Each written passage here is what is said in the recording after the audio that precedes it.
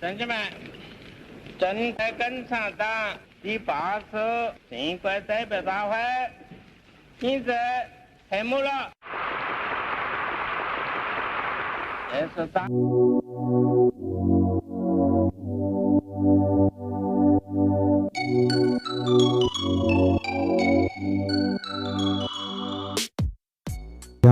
Pemimpin komunis Mao Zedong. Bolehkan warga pemimpin komunis Mao Zedong ditangkap? Bolehkan warga mengkritik lalu ramai-ramai ditangkap?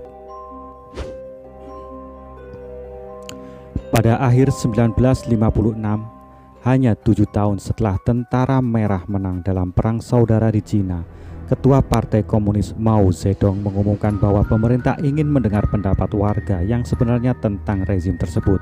Dia berusaha untuk mempromosikan perkembangan budaya baru di Cina dan mengatakan dalam pidatonya bahwa kritik terhadap birokrasi mendorong pemerintah ke arah yang lebih baik. Ini mengejutkan orang-orang Cina karena Partai Komunis sebelumnya selalu menindak setiap warga negara yang cukup berani untuk mengkritik partai atau pejabatnya. Mao menamakan gerakan liberalisasi ini sebagai kampanye 100 bunga.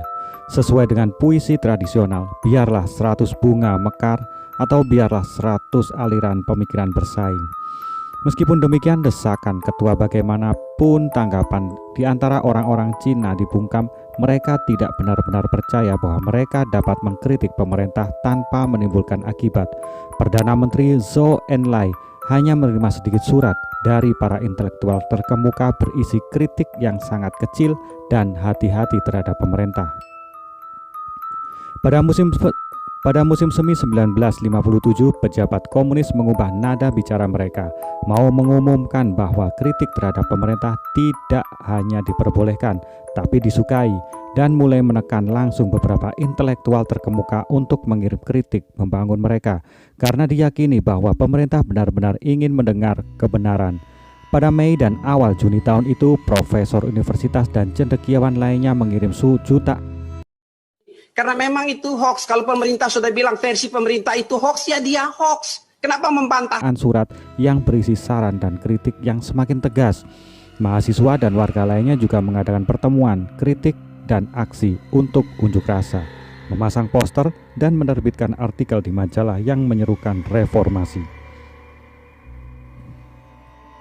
Di antara isu-isu yang menjadi sasaran orang-orang selama kampanye 100 bunga adalah kurangnya kebebasan intelektual, kerasnya tindakan keras sebelumnya terhadap para pemimpin oposisi, kepatuhan yang erat terhadap ide-ide Soviet, dan standar hidup yang jauh lebih tinggi yang dinikmati oleh para pemimpin partai versus hingga warga biasa. Banjir kritik keras ini tampaknya mengejutkan Mao dan Zhou. Mao khususnya melihatnya sebagai ancaman bagi rezim. Ia merasa bahwa pendapat yang disuarakan bukan lagi kritik yang membangun, tetapi merugikan dan tidak terkendali. Pada 8 Juni 1957, Ketua Mao meminta menghentikan kampanye 100 bunga. Dia mengumumkan bahwa sudah waktunya untuk memetik gulma beracun dari hamparan bunga. Ratusan intelektual dan mahasiswa ditangkap, termasuk aktivis pro-demokrasi Luo Longxi dan Zhang Bojun, dan dipaksa untuk mengakui secara terbuka bahwa mereka telah mengorganisir sebuah konspirasi rahasia melawan sosialisme. Tindakan keras itu mengirim ratusan pemikir Cina terkemuka ke kamp kerja paksa untuk pendidikan ulang atau ke penjara eksperimen singkat dengan kebebasan bicara telah berakhir.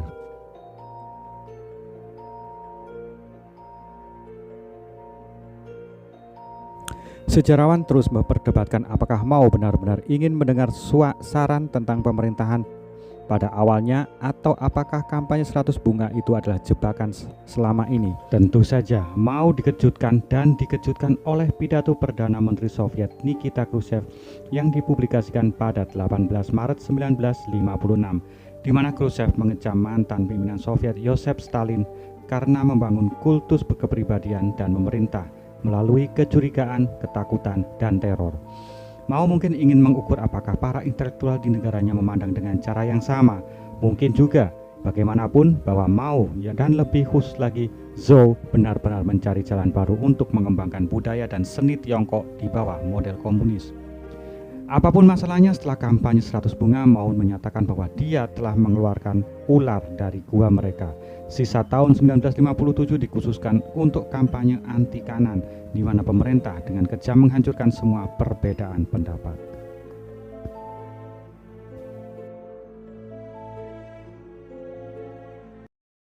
Karena memang itu hoax. Kalau pemerintah sudah bilang versi pemerintah itu hoax, ya dia hoax. Kenapa membantah?